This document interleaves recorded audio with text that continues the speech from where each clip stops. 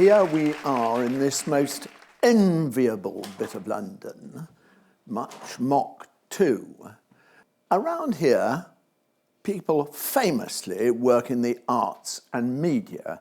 They're doing jobs like producing TV programs, or writing about culture or politics, or directing plays or films. All this leads some other people to call them the Metropolitan Liberal Elite. What could they mean? But as areas like this become ever more unaffordable for the next generation of media and arts people, so they get replaced by people from another kind of job, people who work in the money industries. So we've got creative industries at number 6 and money industries at number 8. And the people in those money industries do completely ununderstandable things, like things called hedge funding and private equity and IT venture capital. But there's one point at which number 6 and number 8 agree, that they're very, very interested in politics and power, and they feel they know a good bit about politics and power, and they feel they know a good bit about the people who run politics and power. Now, my feeling is that the rest of us should be allowed into those conversations, those insider conversations about politics and power. Otherwise, we're in real danger of being seriously disinformed. Let me explain. If you were a real person and you lived in somewhere like Rotherham or Rutherglen or Paisley or Peterborough,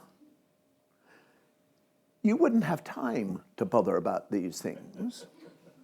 You'd have to get a life. You'd be paying off the mortgage. You would be looking after your family. You'll be doing local things with local friends.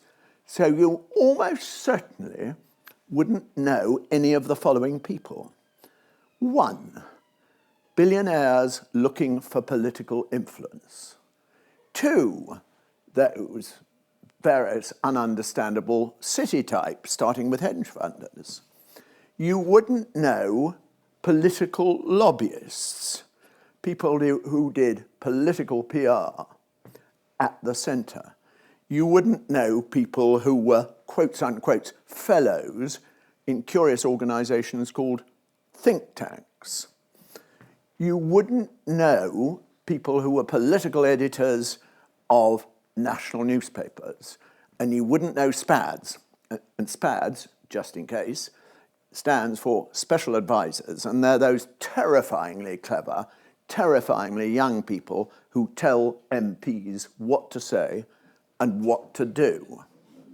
The reason you wouldn't know any of this stuff because it all happens in London. And not just any bit of London. I'm not talking about Dagenham, we're talking about Westminster. It all happens in Westminster. So you wouldn't know those people, and you wouldn't know from their job titles what they really did, because you got a life. On the other hand, those people, and if I may call them for one moment, the Metropolitan Liberal Elite, that list of people, they are terribly interested in people with real jobs, GPs or carpenters, things you can understand, because one day they may need their support, they may need their endorsement, they may even need their votes. So they study the rest of us in an absolutely obsessive way. They read the polls, they listen to Sir John Curtis. They even know the rather funny people who are kind of Silicon Valley UK people, people who know a lot of data points. They've harvested data points so that they know more about you than you do yourself, because they want to look inside your heads. Spooky, that. Now, Boris Johnson, remember him? Boris Johnson said of his political campaign director, Sir Linton Crosby, that his great ability was to throw a dead cat on your table, by which he meant staging something, saying something so dramatic, so emotive, that you immediately forgot your real priorities. You stopped worrying about the price of eggs, recently very important in America. You stopped worrying about the price of eggs, and you stopped worrying about the cost of your mortgage, or even the state of the NHS, because this big story took you over. There's somebody else who was rather expert in this sort of stuff, and he was called Joseph Goebbels, and he was Hitler's king of propaganda from 1933 till 1945, when he expired just after his leader in the bunker. And he very conveniently has set out the 5 great principles of propaganda. So, number 1 is always talk in emotive ways. Don't do any clever dicky stuff. Don't do anything abstract. Second, constantly repeat cliches, or what people would say now was doubling down. Double down like mad. The third thing was never acknowledge your opponent's case for 1 minute. Why bother?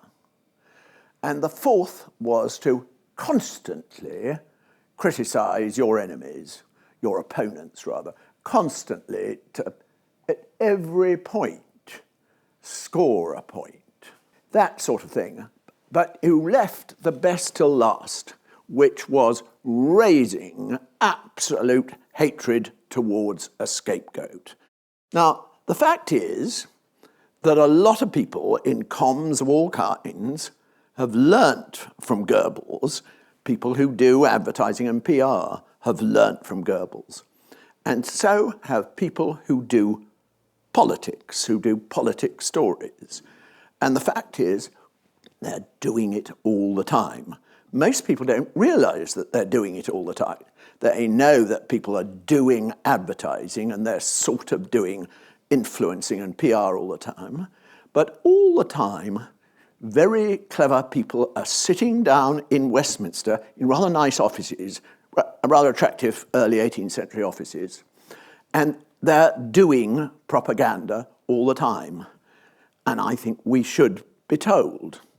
Now, this business of doing distractive propaganda depends on having 3 kinds of people at hand.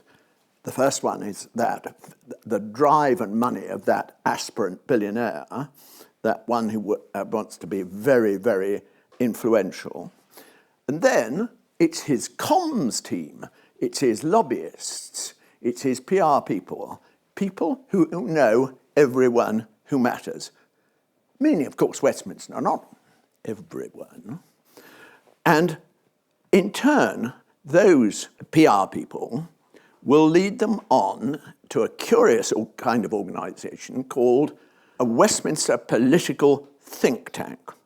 Now, what think tanks do, and most people haven't the faintest idea of what they do. What they do is they create clever, independent-sounding reports about really important subjects, meaning they're really important to billionaires and billionaires' friends who are, well, they pay for it.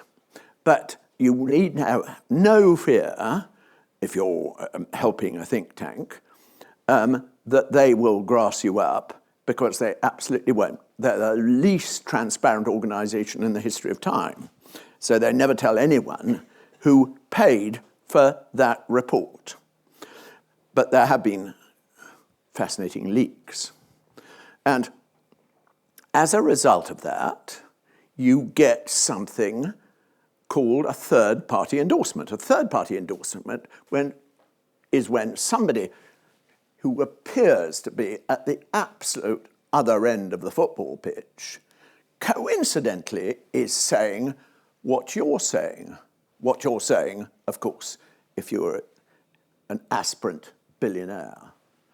And the other thing that those think tankers can do is influence politicians, because politicians are in need of people who can help write their speeches with interesting stuff or help frame their legislation. And that's really worth having. They also know, these think tankers, lots and lots of political editors in media organizations and lots of other people beside. And they will turn out at 5 minutes' notice to be on your television panel or to be interviewed about practically anything. It's very, very useful. Third-party endorsement is a very clever thing.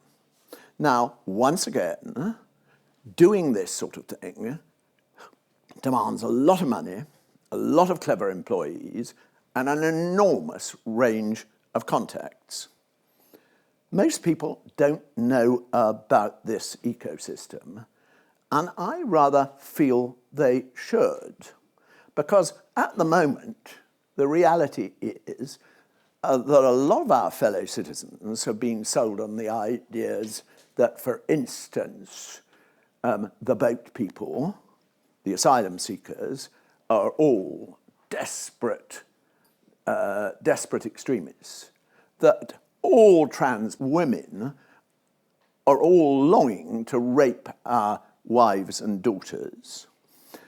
They've been sold on the idea that all environmentalists are so rich and so mad that they haven't got the faintest idea of ordinary people's lives and budgets. And they've also been sold on the idea that the woke mob, whoever they are, do you know who they are? I've no idea who they are. I've never met a person who said, I'm a woke mob. But there we go, that the woke mob are pushing the entire nation towards to attacking statues, to defacing our past, anyway, to doing altogether very nasty, unpatriotic things. Now, I would say that this ecosystem, this methodology, this bit of watered-down Goebbels, etc., broadly works. I'd also say that most people haven't the faintest idea that it's going on. Now, when I say it works, you might say, well, I'm entirely resistant to it, but what about your fellow citizens?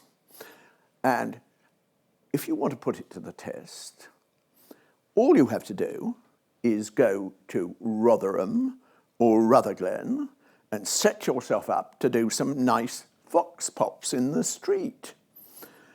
And it's anybody's guess how long it will take for those stories I've just been through about all those people to be played back at you in Rotherham or Rutherglen by a real person.